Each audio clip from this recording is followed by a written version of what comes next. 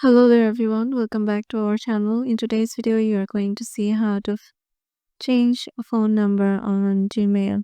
So let me show you the steps you can follow to change your number on Gmail. So go to myaccount.google.com or access your account through any Google service.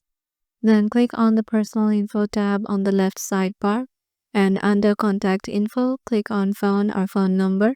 Select the phone number you want to change and click the edit icon next to your current phone number.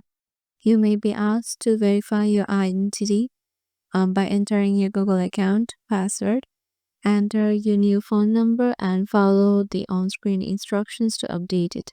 You may need to verify the new number with a code sent via text message. So yeah, this is the way you can change phone number of your Gmail. Hope this video helps and we'll see you in the next video.